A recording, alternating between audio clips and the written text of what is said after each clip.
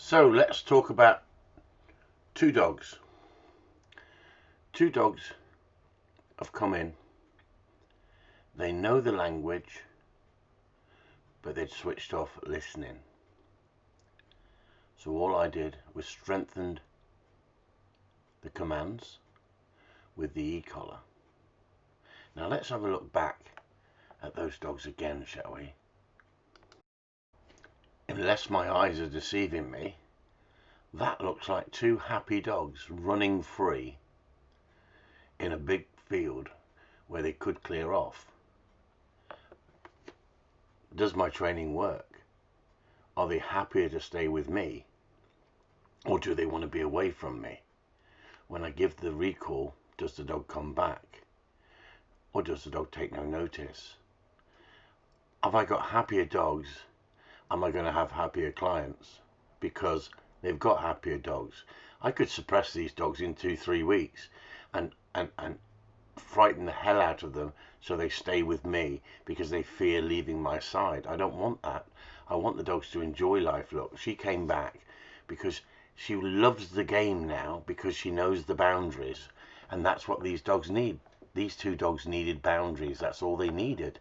Guidance and boundaries from the start. Then we can start building the training. Look at them, happy, enjoying life, and I'm not panicking.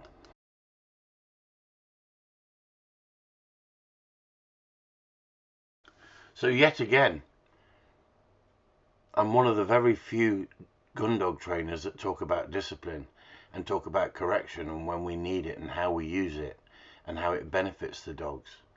And I'm one of the few gun dog trainers that will talk about using an e-collar, and yet the people who want to rubbish anybody who uses discipline or anybody who uses correction or balance when training dogs instead of just positive and positive only, they'd be in trouble in this situation, because unless they had a bag of food, they wouldn't be able to control the situation. I can control the situation. Dougie has not got an e-collar on. Dougie is listening. I take the e-collar off as soon as possible. I don't want the dog to have to live with the e-collar, but if the dog doesn't want to listen, I have to get the dog to listen. So I have to change the format in so many ways, and I build it up in so many ways. And I'm pairing it with the voice command, I'm pairing it with the whistle command, and I'm even pairing it with the collar on its own. Now, as a dog trainer who's trained for over 30 years, I feel that I don't want to be using the collar for every discipline or every correction or every part of the training that I want to use. I find it's a fantastic tool for a distance, but I can train everything else without the e-collar in such a way that the dog sees it coming from me and listens to me and gives me eye contact for the right reason. Now, some trainers will use the e-collar for a number of disciplines. They'll use it for directional work. They're coming off a line, not staying on a straight line when they push the dogs out. But I don't want to create robots. I want to create dogs that enjoy life, enjoy being with me, but know the rules and boundaries.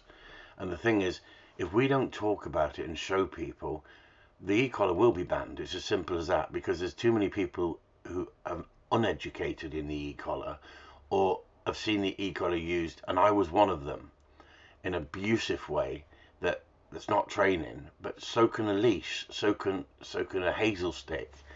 And what's going to happen is, I really strongly believe when they ban the e-collar, it's going to knock us back 10-15 years in training, because you've got e-collar trainers who have learnt to use e-collars but can't train dogs without an e-collar.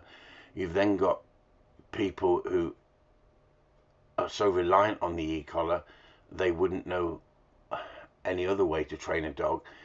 Old school discipline, correction, grab hold of the dog by the scruff and drag the dog back to the spot. The e-collar is such a fine-tuning instrument that you only bring it in to strengthen the behavior that you've already taught. These dogs were already taught to come back, but they decided they weren't going to listen. They come back when it suited them. And it normally happens because dogs nag. Because, not dogs nag, clients nag. And dogs nag as well, because if a dog wants to go out the door, it'll scratch the door. If a dog wants to, it'll sit on the mat near the door. It's telling you with body movement. And dogs read body movement. She got in the back of that car because she wanted to get into the back of the car. She's happy to get into the back of the car because it's fun. There's no nagging and screaming. Look, we've set rules and boundaries, and they're both enjoying it. And that's what it's about, everyone. It's about enjoying it. And the dogs tell the story. That's what it's about. The dogs tell the story. The dogs don't lie. The videos are there. We can edit the videos, but guess what? You see the dogs in the environment outside now. We're taking them outside because we've done the work in the yard, we've done the work in the field, and now we need to put more temptation in their way. New places, new smells, new interests, and we still need those dogs with us. So they've had their freedom. They've been much loved. Both these dogs is a fine example of these dogs much loved from the owners, but the owners have allowed them to take over. One 2 years old, one 12 months old. My job is to get them back on track, rechange the mindset, teach them that being with me is fun. It's not all games.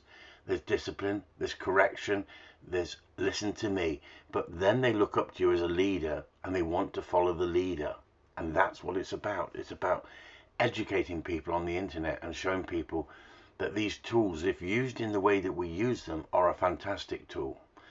It's funny, isn't it? I'm getting more business because people with problem dogs who are willing to use an e-collar when they've seen my videos, but they want guidance. That's the people I'll help. It's the idiots who go out there, buy an e-collar and think, oh, I know what I'm doing, I'm going to zap the dog. You're going to ruin the dogs and you're going to get e-collars banned because of your attitude of not willing to educate yourselves. And that's what it's about. It's about education.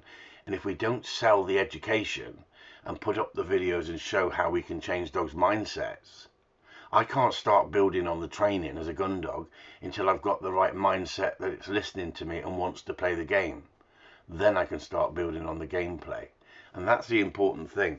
I want people to see the dogs in their raw state. I want people to see the dogs when they've been conditioned with an e-collar. And then I want to see the building the relationship as a gun dog come stroke pet, if that's what they're going to be. At the end of the day, you can't, if you mess a dog up, you've got to take it back to get it to the level that you want to start building again. And so the foundation is a breakdown in the foundation, and it's like that lighthouse that you build, but you built it in a hurry and you didn't build the foundation from the bottom very well. It'll survive a couple of storms, but you're going to go back another day and find it not there. Where at the moment, these dogs have got big gaping holes in the lighthouse, and they need to be refilled and brought back on track so that they can handle pressure. They can handle the big storm if it happens out there and another dog comes running across and you whistle them and they pull away straight away, or if a deer runs across in front of them. At the end of the day, Dougie's off the e-collar because he's responding very well to the verbal cues. If he doesn't respond to the verbal cues, he goes back on the e-collar. It's a bit like the naughty step, and we give him a refresher. So we don't want him to be dependent on that e-collar, that he has to wear it and then he behaves himself, else he doesn't wear it and then he can do what he wants. That's the problem. We want the dog to love to be with me for the right reasons, and the same with Darcy. But don't forget, Darcy's only been in for I think 3 weeks now, and we're already getting such a better reaction from her, and sharper reaction, and eye contact at the right moment. Not all the time. We're still working on it, and it's a progress that takes time. You don't build a lighthouse overnight. If you want that dog to be rock steady, then you need to put the work in. You need to put the commitment in there, and you need to build a quality system that you know is proven. And my method of training is proven. I've not done it with 2 dogs. I've not done it with 10 dogs. I've not done it with 100 dogs. I've done it with thousands of dogs. And thousands of people have got results by watching my videos. That's what this is about.